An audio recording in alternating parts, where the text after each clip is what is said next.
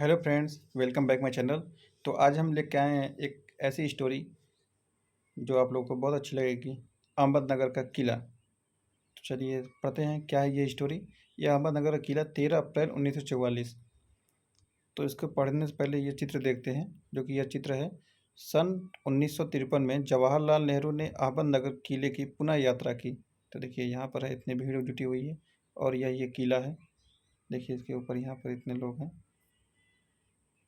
तो चलिए पढ़ते हैं। यह मेरी 9वीं जेल यात्रा थी।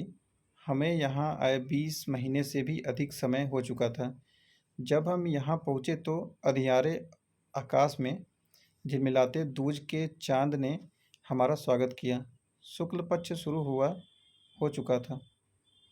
तब से हर बार जब नया चांद उगता है तो जैसे मुझे याद दिला जाता है कि मेरे कारावास का 1 महीना और बीत गया।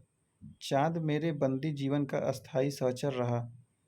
वही मुझे इस बात की याद दिलाता है कि अंधेरे के बाद जब उजाला होता है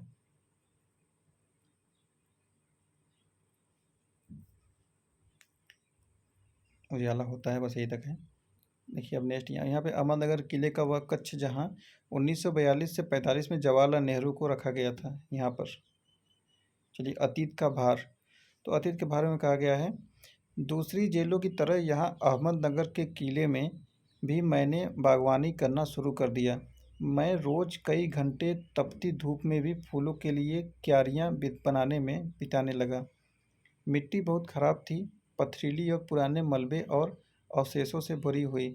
चूँकि यह इतिहास स्थल है, इसलिए अतीत में इसने कई युद्ध और राजमहलों की दुर्भिसंधियाँ देखी है। यहाँ का इतिहास बहुत पुराना नहीं है। घटनाओं की दृष्टि से इसकी कोई विशेष अहमियत भी नहीं है, पर इससे जुड़ी एक घटना आज भी याद की जाती है। यह घटना है चांद बीबी नाम की एक सुंदर महिला के साहस की कहानी, जिसने इस किले की रक्षा के लिए अकबर की शाही सेना के विरुद्ध हाथ में तलवार उठाकर अपनी सेना का नेतृत्व किया। पर अंत में उसकी हत्या उसके अपने एक आदमी के हाथों हुई। खुदाई के दौरान हमें जमीन की सतह के बहुत नीचे दबे हुए प्राचीन दीवारों के हिस्से और कुछ गुंबदों और इमारतों के ऊपरी हिस्से मिले। हम बहुत दूर नहीं जा सके, क्योंकि न तो अधिकारियों से इसकी मंजूरी मिली और न ही हमारे पास इस काम को जारी रखने के साधन थे। अब मैंने कुदाल छोड़कर हाथ में कलम उठा ली है, पर मैं जब तक आज़ाद नहीं हो जाता और कर्म के माध्यम से वर्तमान को अपने अनुभव का हिस्सा नहीं बना लेता, मैं उसके बारे में नहीं लिख सकता। न ही पैगंबर की भूमिका अख्तियार कर मैं फ़िलहाल भविष्य के बारे में लिख सकता हूँ। बचा रहता है अतीत, पर मैं उसके बारे में भी किसी इतिहासकार या विद्वान की तरह विद्वतापूर्ण शैली में नहीं लिख सकता। मैं पहले की तरह अपने आज के विचारों और क्रियाकलापों के साथ संबंध स्थापित करके उस उसके बारे में कुछ लिख सकता हूँ।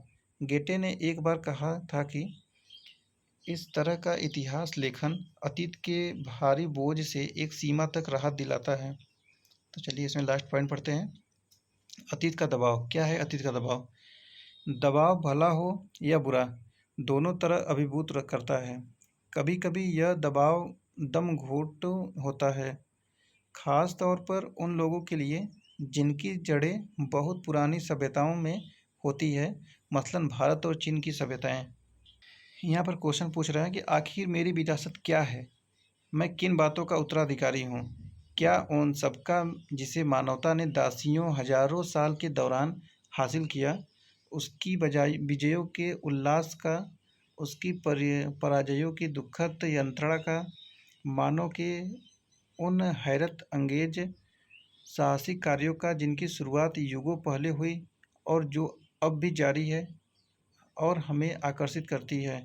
मैं इस सब का वारिस हूँ, साथ ही उस सब का भी जिसमें पूरी मानव जाति की साझेदारी है। हम भारतवासियों की विरासत में एक खास बात है जो अनोखी नहीं है, क्योंकि कोई व्यक्ति औरों से एकदम अलग नहीं होता। अलबत्ता एक बात हम लोगों पर विशेष रूप से लागू होती है, जो हमारे रक्त, मांस और अस्थियों में समाई है।